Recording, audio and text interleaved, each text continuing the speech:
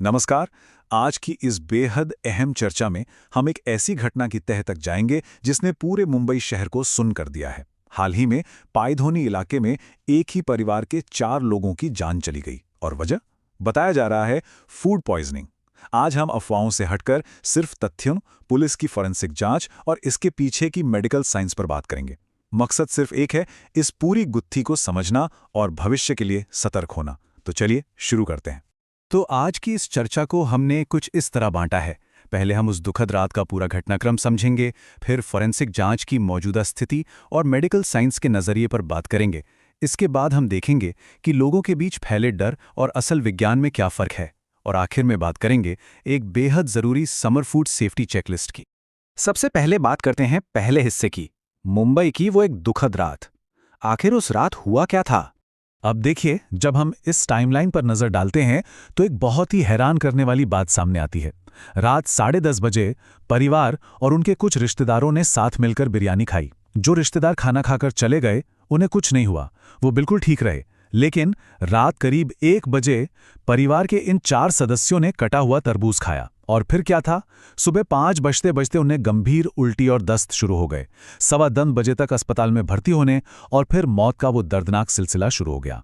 यानी सारा का सारा शक उस रात 1 बजे खाए गए तरबूज पर आकर टिक जाता है। आगे बढ़ते हैं हमारे दूसरे हिस्से पर, फॉरेंसिक जांच की स्थिति। चलिए देखते हैं कि पुलिस इस उलझी हुई पहेली को कैसे सुलझा रही है। जांच अधिकारियों ने बहुत ही समझदारी से सबूतों को 2 अलग-अलग हिस्सों में बांट लिया है। एक तरफ है खाने पीने की चीजें, जैसे वो बची हुई बिरयानी, और सबसे अहम वो आधा कटा हुआ तरबूज, जिसे तुरंत क्लीना लैब भेज दिया गया।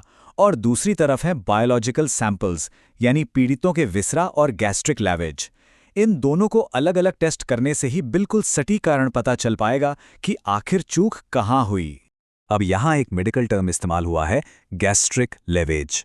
आसान भाषा में कहें तो इसे स्टमक पंप या पेट की सफाई करना कहते हैं।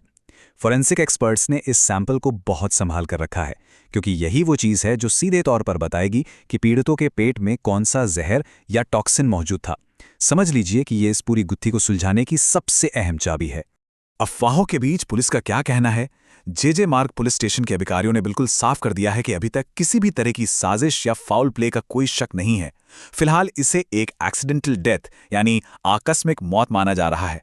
पुलिस पूरी तरह से न्यूट्रल होकर काम कर रही है और सबको कलीना लैब की उस फाइनल फोरेंसिक रिपोर्ट का बेसब्री से इंतजार है।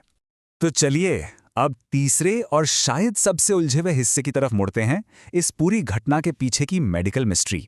मेडिकल एक्सपर्ट्स के मन में सबसे बड़ा सवाल यही है कि भाई, तरबूज जैसा एक आम फल जिसमें ज्यादातर सिर्फ पानी होता है, वो इतना जानलेवा कैसे हो सकता है? जे अस्पताल के medical superintendent doctor Sanjay Surase का भी मानना है कि यह बहुत ही अजीब है। सिर्फ एक बासी फल खाने से अचानक मल्टी ऑर्गन फेलियर हो जाना ऐसा आमतौर पर नहीं होता। ये साफ तौर पर किसी भारी मिलावट या किसी बेहद खतरनाक चीज की तरफ इशारा करता है। इतनी तेजी से किडनी का फेल होना कोई मामूली बात नहीं है। इसके पीछे डॉक्टर कुछ खास वजह मान रहे हैं। पहला तो ये कि मुंबई की उम्मस भरी गर्मी में फल कटने के बाद साल्मोनेला या ई कोलाई जैसे बैक्टीरिया बहुत तेजी से पनपते हैं। दूसरा, स्टेफिलोकोकस नाम का बैक्टीरिया जो शरीर में जहर छोड़ सकता है। तीसरी और बहुत बड़ी आशंका है केमिकल की मिलावट, जैसे रंग या मिठास के इंजेक्शन। और हाँ, एक थ्योरी ये भी है कि शायद रात की बिरयानी और बाद में खाए गए तरबूज के बीच शरीर में कोई जानलेवा केमिकल रिएक्शन हो गया हो। यहीं पर एक बहुत ही दिलचस्प लेकिन खतरनाक कॉन्सेप्ट आता है, जिसे नाइफ ट्रांसफर इफेक्ट कहते हैं। सोचिए, तरबूज मिट्टी में उगता है ना, उसके बाहर गंदगी और पेस्टिसाइड्स लगे होते हैं। अगर हम उसे बिना धोए काट देते हैं तो वो चाकू क्या करता है, वो बाहर की सारी गंदगी और बैक्टीरिया को सीधा फल के उस अंदरूनी हिस्से तक पहुंचा देता है जिसे हम खाते हैं। ये छोटी सी चूक कितनी भारी पड़ सकती है? अब बात करते हैं एक और बड़े खतरे की, और वो है एडल्ट्रेशन यानी मिलावट।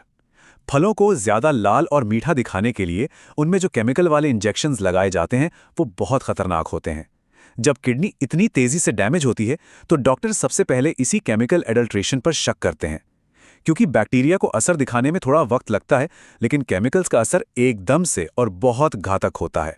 अब आते हैं हमारी चर्चा के चौथे हिस्से पर, समुदाय में फैला डर बनाम विज्ञान की असलियत। इस घटना ने लोगों को बुरी तरह डरा दिया है। हालत ये हो गई कि भिंडी बाजार जैसे इलाकों से तरबूज एकदम गायब ही हो गए। लोग खरीदने से कतराने लगे। लेकिन अगर हम एक्सपर्ट्स की सुने तो वो बिल्कुल अलग बात कहते हैं। उनका कहना है कि तरबूज में 90% से ज्यादा सिर्फ पानी होता है और वो अपने आप में कभी जानलेवा नहीं होता। असली दिक्कत फल में नहीं बल्कि उसे काटने रखने के तरीके या उसमें की गई मिलावट में है। तो फल से डरने के बजाय हमें अपनी सावधानियों पर ध्यान देना चाहिए। और इसीलिए हमारा 5वां और आखिरी हिस्सा सबसे ज्यादा जरूरी है, समर फूड सेफ्टी चेकलिस्ट। चलिए देखते हैं कि हम खुद को कैसे सुरक्षित रख सकते हैं। इन गर्मियों में खुद को और परिवार को सुरक्षित रखने के लिए बस कुछ छोटे छोटे कदम उठाने हैं। सबसे पहले उस नाइफ ट्रांसफर इफेक्ट से बचने के लिए किसी भी फल को काटने से पहले उसे बाहर से बहुत अच्छे से धो लें। हमेशा एकदम साफ चाकू का इस्तेमाल करें। फल कटने के बाद उसे तुरंत फ्रिज में रखें और अगर वो घंटों से बाहर खुला रखा है तो उसे बिल्कुल ना खाएं, फेंक दें। और हाँ, एक सिंपल सा टिश्यू टेस्ट जरूर करें। कटे हुए तरबूज पर एक टिश्यू पेपर रखें, अगर उस पर गहरा लाल रंग आता है तो समझ जाइए कि उसमें मिलावट है। बचाव तो जरूरी है ही, लेकिन कुछ रेड फ्लैग्स यानी खतरे के संकेतों को पहचानना भी उतना ही अहम है। इस केस में एक बच्ची के मुंह से झाग आ रहा था और उसकी पल्स नहीं मिल रही थी। अगर कुछ भी खाने के बाद अचानक बहुत तेज उल्टी, दस्त हो, एकदम से कमजोरी आ जाए, मुंह से झाग आए या इतना डिहाइड्रेशन हो जाए कि ORS से भी फर्क ना पड़े, तो बिल्कुल इंतजार मत कीजिए, सीधा अस्पताल भागिए। ये कुछ सेकंड्स किसी की जान बचा सकते हैं। तो अब सवाल ये है कि कलीना लैब की उस फाइनल रिपोर्ट में क्या निकलेगा? क्या ये मौसम और बैक्टीरिया के एक साथ मिलने से हुआ कोई जानलेवा हादसा था, या फिर खाने पीने की चीजों में होने वाली खौफनाक केमिकल मिलावट का नतीजा? जवाब का इंतजार तो सबको है, लेकिन आज की इस चर्चा से हमें एक बात तो पक्के तौर पर समझ आ जाती है कि साफ सफाई और सही जानकारी ही हमारा सबसे बड़ा बचाव है। क्या हम अपने खाने को लेकर वाकई उतने सतर्क हैं जितना हमें होना चाहिए? सोचिएगा जरूर। आज के लिए बस इतना ही। सुरक्षित रहें और सतर्क रहें।